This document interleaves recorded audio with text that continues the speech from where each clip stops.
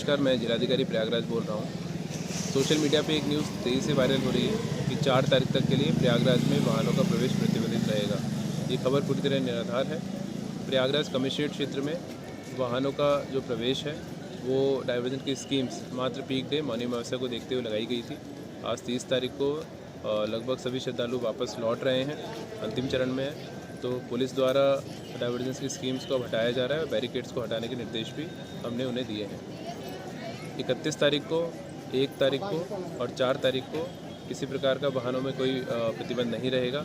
मात्र 2 और 3 तारीख को चूँकि वसंत पंचमी का स्नान होगा तो डाइवर्जेंस की स्कीम्स लागू होंगी। मेला क्षेत्र में वाहनों के प्रवेश की एक डिफरेंट प्रक्रिया है, उसके बारे में मेलाधिकारी महोदय एवं DIG महोदय द्वारा पृथक से सभी को सूचित किया जाएगा। तो कमिश्नरेट क्षेत्र में कहीं किसी प्रकार से वाहनों का कोई प्रतिबंध नहीं है, ये मैं आप सभी को सूचित करना चाहता हूँ।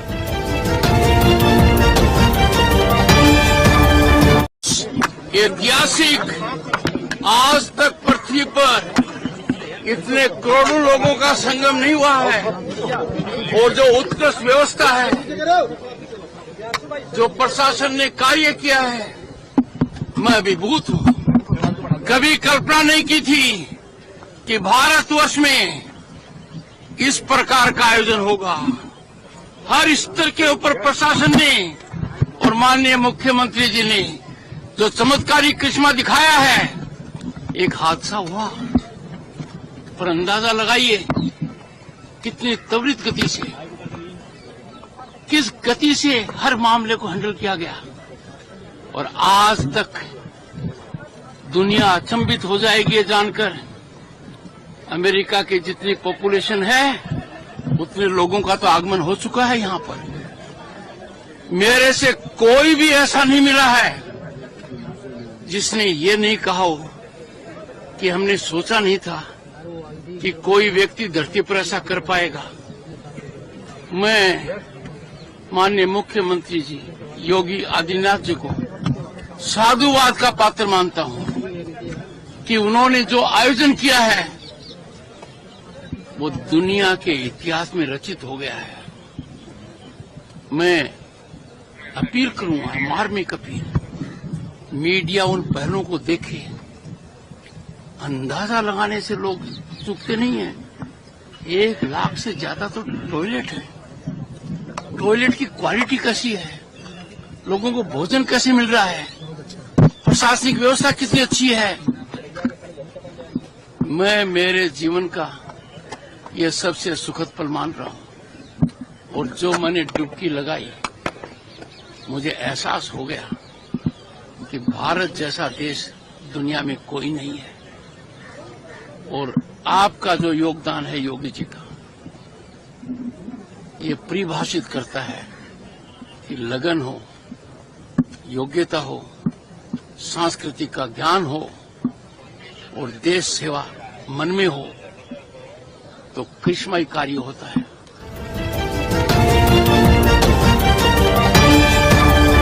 सनातन धर्म ही मानव धर्म है। सनातन धर्म रहेगा तो मानव धर्म रहेगा, मानवता रहेगी, इस सृष्टि रहेगी। और मैं अभिनंदन करूंगा उन पूज्य संतों का जिन्होंने मौनी अमावस्या के अवसर पर पूरे धैर्य के साथ, एक चुनौती हम सबके सामने आई। कुछ पुण्यात्मा उस एक हादसे के शिकार हो गए थे, लेकिन उन स्थितियों में एक अभिभावक के रूप में, जैसे परिवार के ऊपर कोई विपत्ति आती है तो परिवार का अभिभावक धैर्य नहीं खोता, पूरी हिम्मत के साथ खड़े होकर के उस चुनौती का सामना करते हुए उससे उभारने का कार्य करता है। और आपने देखा होगा कि जो सनातन धर्म के विरोधी हैं, वे लोग प्रयास कर रहे थे कि संतों का धैर्य जवाब दे दे और उसके बाद जग हसाई का एक कार्य कराया जाए।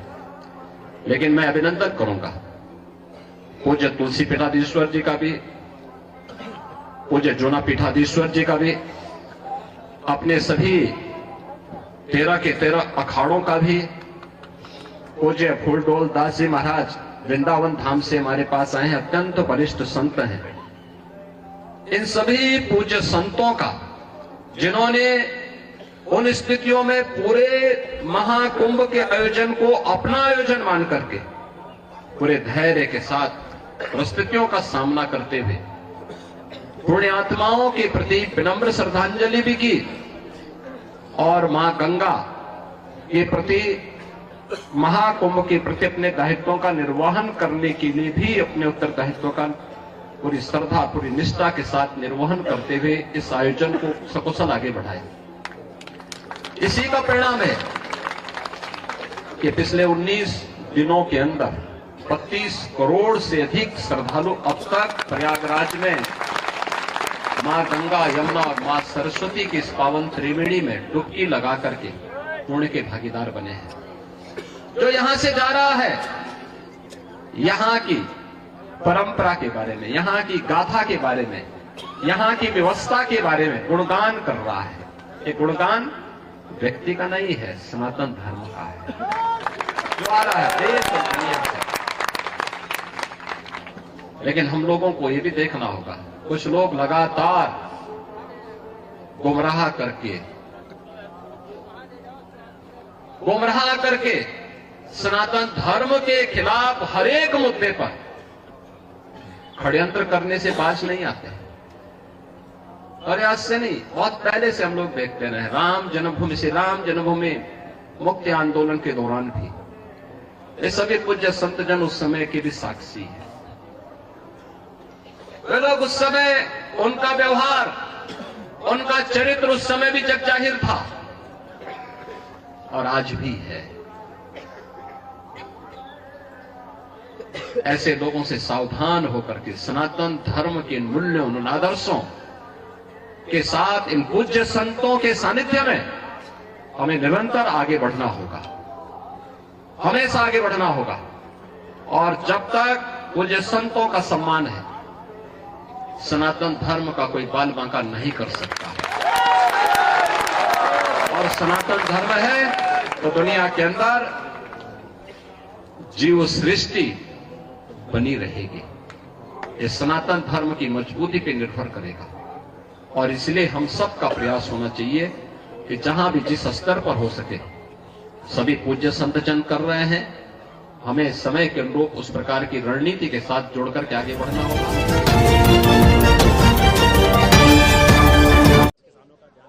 मैं कहूंगी ये मिडिल क्लास की सबसे बड़ी जीत है।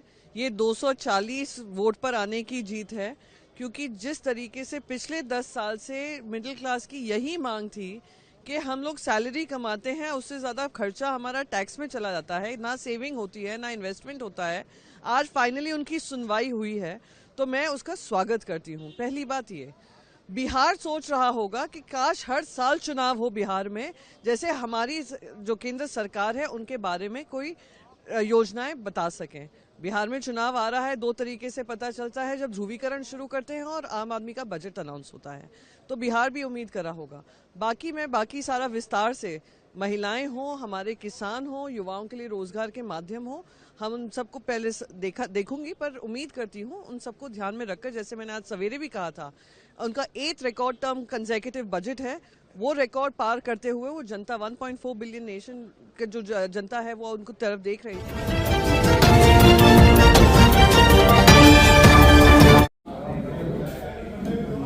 आज संसद में देश का आम बजट प्रस्तुत हुआ है। माननीय प्रधानमंत्री नरेंद्र मोदी जी के मार्गदर्शन में जिस ढंग से केंद्रीय वित्त मंत्री निर्मला सीतारमण जी ने बजट प्रस्तुत किया है, उसमें किसानों का विशेष ध्यान रखा गया है। किसानों के साथ साथ युवाओं, महिलाओं, नौजवानों, व्यापारियों, मध्यम वर्ग, निम्न वर्ग, इसके अलावा देश की अर्थव्यवस्था को मजबूती देने वाला बजट है। पहली बार किसानों को कई मामलों में उनके जीवन स्तर को ऊपर उठाने वाला बजट है। उनको किसान क्रेडिट कार्ड पर विशेष रियायत देने का फैसला हुआ, उसकी लिमिट भी बढ़ाई गई है। इसके अलावा इनकम टैक्स की भी लिमिट बढ़ाई गई है। हम कह सकते हैं ये देश की जीडीपी को बढ़ाने वाला बजट है। और सबसे बड़ी बात यह है, विकसित भारत के संकल्प को पूरा करने वाला बजट है। इसमें जो दैनिक उपयोग में आने वाली वस्तुएं हैं, जो मध्यम वर्ग सामान्यतः उपयोग करता है, मोबाइल हो, टीवी हो या अन्य ईवी गाड़ियां हैं, मोबाइल की बैटरियां भी सस्ती होंगी, जिससे दैनिक उपयोग में आने वाली वस्तुओं के दामों में गिरावट आएगी। किसानों का विशेष ध्यान रखा गया है, महिलाओं का विशेष ध्यान रखा गया है। मैं बहुत बहुत आभार प्रकट करता हूं उत्तर प्रदेश के 25 करोड़ लोगों की तरफ से माननीय प्रधानमंत्री नरेंद्र मोदी जी का, और उम्मीद करता हूं कि देश शीघ्र ही विकसित भारत के संकल्प को माननीय मोदी जी के नेतृत्व में पूरा करेगा और उत्तर प्रदेश को विकास को नई गति मिलेगी। बहुत बहुत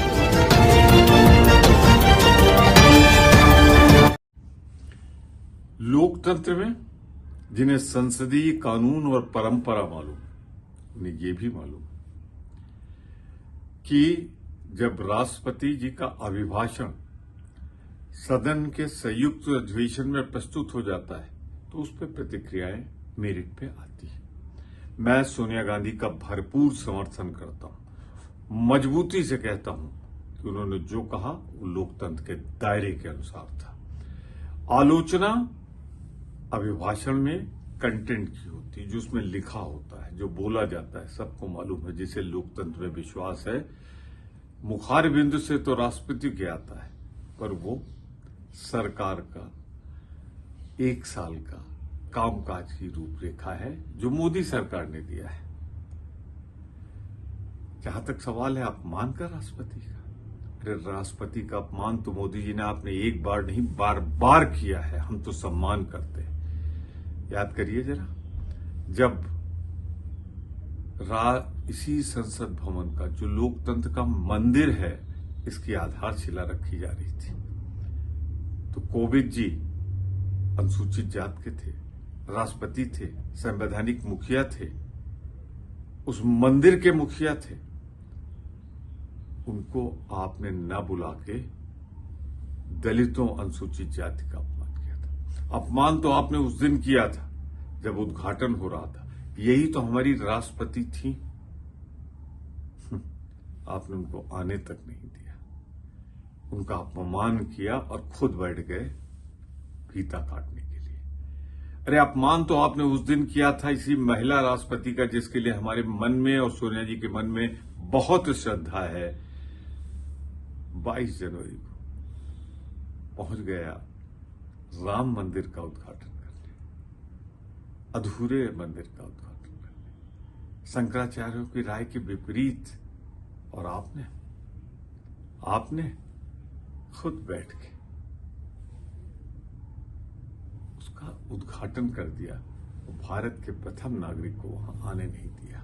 हमारे मन में, सोनिया जी के मन में, कांग्रेस के मन में अगाध श्रद्धा है राष्ट्रपति पद के लिए, जो हमारी संवैधानिक मुखिया हैं। 3 बार आपने अपमान किया। कुंभ के लिए न जाने कितना बजट खर्च किया गया होगा। विज्ञापन चल रहे हैं, बुला रहे हैं लोगों को। 40 करोड़ लोगों को बुलाने का लक्ष्य था। ये डिजिटल महाकुंभ होगा। आप सोचिए, जहां पर डिजिटल कुंभ में सीसीटीवी लगे थे, क्या इनकी जानकारी में नहीं है? जो आपने आसमान में उड़ाने का काम किया था ड्रोन्स का, क्या आपको जानकारी नहीं है? तो ये बजट अपनी जगह है, लेकिन कुंभ महत्वपूर्ण है, जहां पर लाशें गई हैं और हिंदुओं की जान गई है। सरकार को जागना चाहिए, हिंदुओं की जान गई है, जो खो गए हैं, जिन्हें ढूंढने के लिए सरकार को कदम उठाने चाहिए। मैंने पहले भी कहा था कि सेना को दीजिए इंतजाम को, क्योंकि इंतजाम में सरकार फेल हुई है। सरकार केवल बुलाने में रही, इंतजाम में सरकार नहीं रही। और शाही स्नान, पहली बार ऐसा हुआ, साधु संतों ने मना कर दिया कि हम शाही स्नान नहीं करेंगे। उनको छिपाने के लिए फूल वर्षा की गई, जिससे कि संत लोग जान जाए कि किसी की है, जान नहीं गई है। लाशें अभी भी हैं, आइडेंटिफाई नहीं हुई हैं। सूची आपके पास भी नहीं है। अगर आप भी मांगना चाहो, सूची नहीं दे रहे हैं, बताइए आप बजट ला रहे हो, लेकिन महाकुंभ जिसको दुनिया में आपने प्रचार किया, दुनिया से लोग आए, उसमें जान चली गई, उसकी गिनती नहीं है आपको। आप रुपए की गिनती यहां कर करके बताना चाहते हो। ये बजट मायूस ना करे, लेकिन सबसे बड़ी बात है, कुंभ में जो लोगों की जान गई है, वो प्राथमिकता है समाजवादी पार्टी की।